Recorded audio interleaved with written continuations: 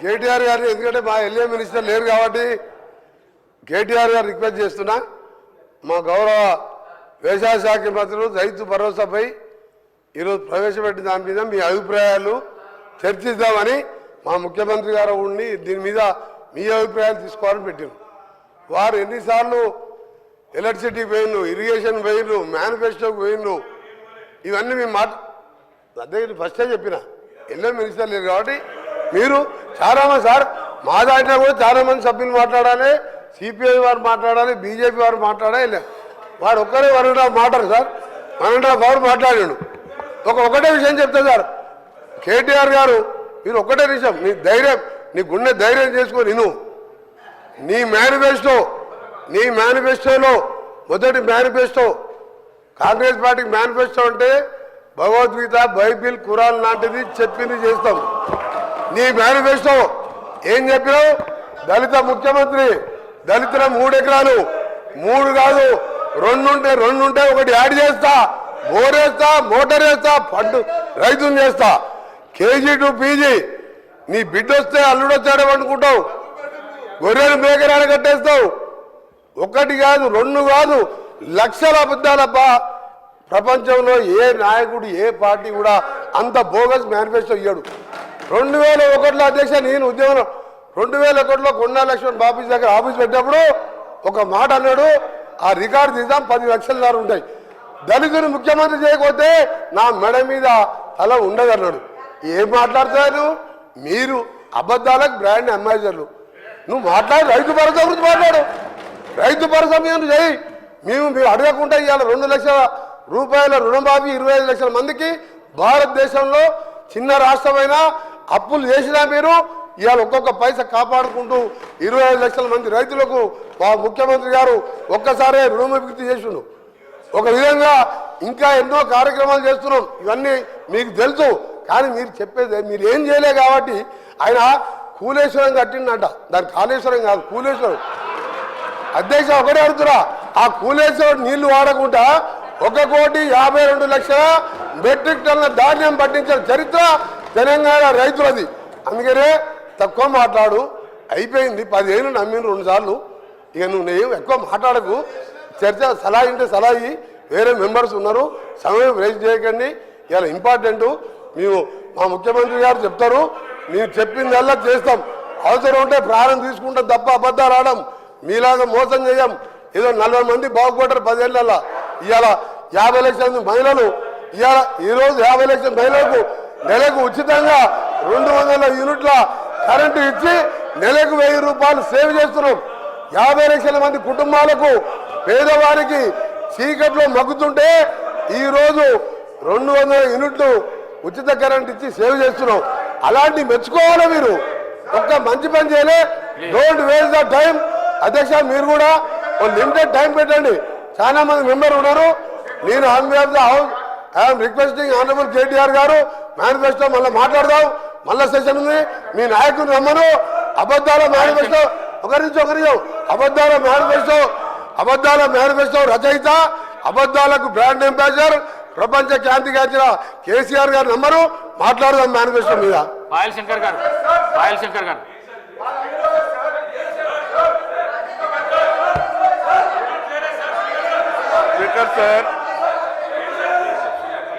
Speaker sir ఎంతమంది లేచినా speaker sir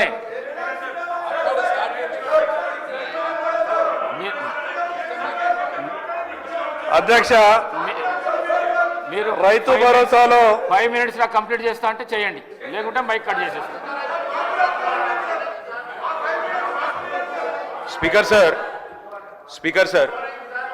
speaker sir నిజంగా వీళ్ళకి ఇంట్రెస్ట్ ఉంటే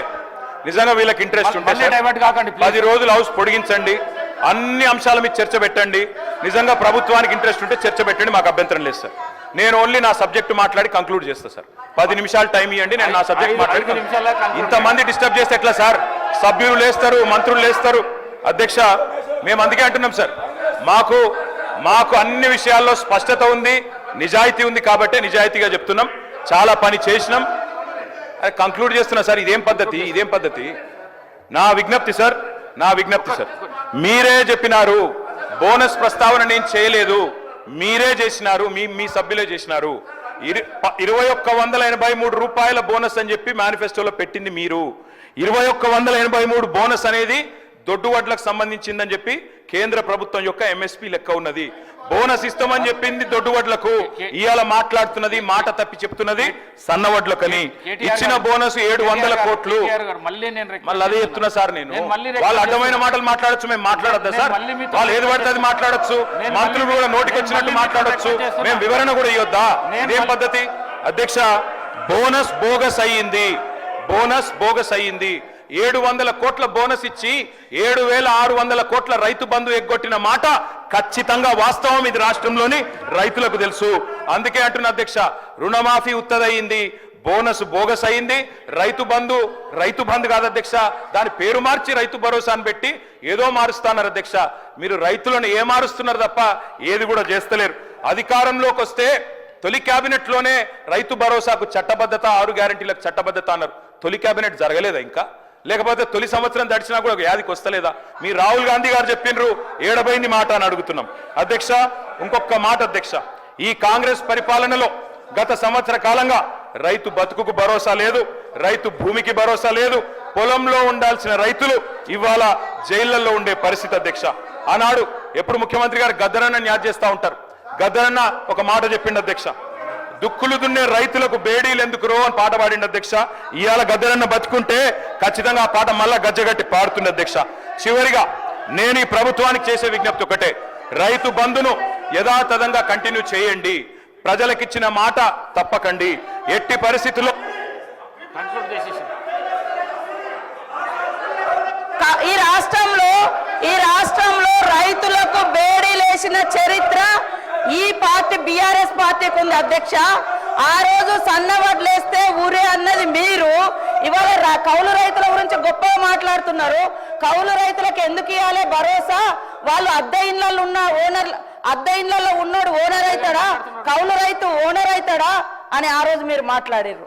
ఇవాళ రైతుల మీద ఏదో గొప్పగా మాట్లాడుతున్నారు. నేను సవాల్ చేస్తున్నా అధ్యక్ష, ఈ రాష్ట్రంలో ఉన్న అందరి భూముల మీద క్లీన్ గా అక్కడ ఒక దగ్గర 100 ఎకరాల ఫామ్ హౌస్ ఉంటుంది, కానీ 10 మంది పేర్లు ఉంటాయి.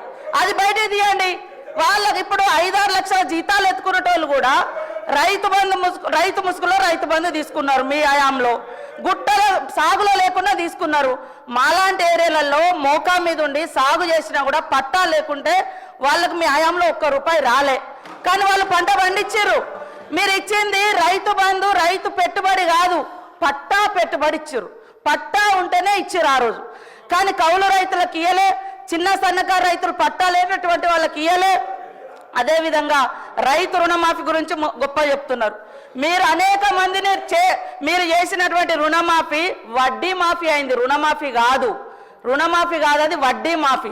ఆ వడ్డీ మాఫీలో కూడా మీరు అనేక మందికి రైతులకు నిబంధనలు పెట్టడంతో చాలా మంది ఈ నిబంధనల మూలంగా మేము ఇచ్చినటువంటి రుణమాఫీలోకి కూడా కొంతమంది రెన్యువల్ కానేటువంటి పరిస్థితి వాస్తవం. అలాంటి వాళ్ళే ఆగింది. అది 2014 నుంచి కొనసాగుతూ వస్తుంది. మీరు చేసినటువంటి రుణమాఫీ నిబంధనలు కొనసాగుతూ వస్తున్నాయి. కాబట్టి అది గుర్తుపెట్టుకోండి. మీరు అన్ని బాగా చేసినాక 30,000 కోట్ల రైతుల రుణమాఫీ కాకుండా ఎట్లున్నాయి? మీరు అన్ని రైతులను రాజులను చేసిర్రు, రైతు బంధు ఇచ్చిర్రు, అన్ని చేసినాక మళ్ళీ 30,000 కోట్ల రూపాయలు వాళ్ళ మీద ఎందుకు భారమైంది? ఎందుకు రుణాలు మిగిలినాయి? అది చెప్పండి. కాబట్టి ఇవాళ కేటీఆర్ గారికి ఒకటే అడుగుతున్నా, మీరు 10 ఏళ్లలో భూమి లేనటువంటి ఒక్క పేదింటి బిడ్డలకు మీరేమిచ్చారు?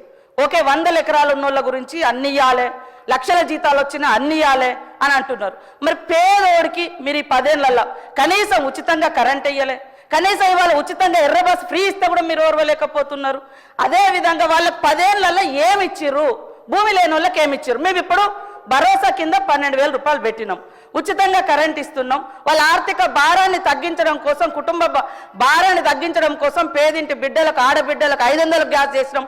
మీరు ఎందుకు చేయలేదు? మరి మేము ఉచితంగా బస్సు పెడితే గగ్గోలు పెడుతున్నారు, ఉచితంగా 200 యూనిట్ల కరెంట్ ఇస్తే గగ్గోలు పెడుతున్నారు. కాబట్టి మీ వైఖరి ఏందో స్పష్టం చేయండి. మీ వైఖరి ఏందో అంటే అందరికీ వాళ్ళు 100 ఎకరాల ఫామ్ హౌస్లు ఉన్నా కూడా ఇవ్వండి అని అంటారా? అదే చెప్పండి. నేను ఈ సందర్భంగా కూడా మా వ్యవసాయ శాఖ మంత్రి గారిని కోరుతా ఉన్నా, దయచేసి ఎవరెవరికి ఎంతెంత పోతుందో ఆ వివరాలు మొత్తం గ్రామాలలో పెట్టాలి. ఏ కుటుంబానికి ఎంతెంత రైతు బంధు పోతుంది, ఎవరెవరిది ఎంత అనేది వివరాలు బయట పెట్టాలి. పేదోళ్ళకి ఆ ఊర్లలో ఏమేమి వచ్చినాయో కూడా బయట పెట్టాలని నేను కోరుతా ఉన్నా. కన్క్లూడ్ చేయండి ప్లీజ్. కంక్లూడ్ చేస్తానంటే కూడా చేయనిస్తలేరు సార్. కన్క్లూడ్ చేయండి. అధ్యక్ష, వారు చెప్పిన దానికి మేము చెప్పిన దానికి తేడా ఏముంది సార్? మంత్రి గారు చెప్పారు, మంత్రి గారు అన్నారు మరి 30,000 కోట్ల రుణం ఎందుకు వచ్చింది అన్నారు. ఎందుకు వచ్చిందంటే మీ ముఖ్యమంత్రి గారు చెప్పిండ్రు. ఏం చెప్పిండ్రు? స్పష్టంగా చెప్పారు. కేసీఆర్ గారు ఏమనుకుంటుండంటే ₹1,00,000 రుణమాఫీ చేసిన కదా వాళ్ళంతా నాకే ఇస్తారు అనుకుంటుండు, కానీ ఆ ₹1,00,000 రుణమాఫీ అయిన వాళ్ళు కూడా మీరు అర్జెంటుగా బ్యాంకు కురుకుని 2 లక్షలు తెచ్చుకోండి, నేను రాగానే December 9 నాడు సంతకం పెడతా అని చెప్పిందే రేవంత్ రెడ్డి గారు. నేను వేరే చెప్తున్నాను, వీడియో చూపెట్టమంటే చూపెడతా. ఆయన వల్లనే జరిగింది అధ్యక్ష.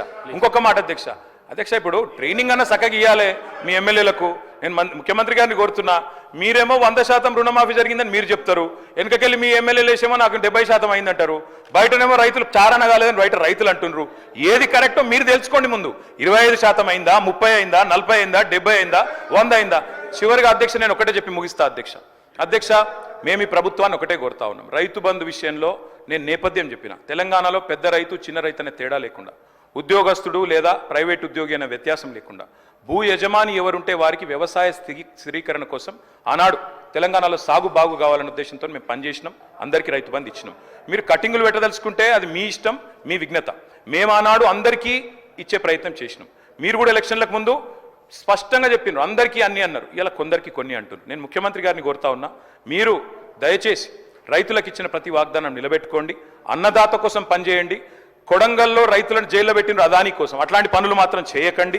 అదేవిధంగా కేవలం కుటుంబం కోసం, అనుమూల కుటుంబం కోసం, బావమరిదికి అమృతం కోసం పనిచేయవద్దని ముఖ్యమంత్రిని కోరుతున్నాను.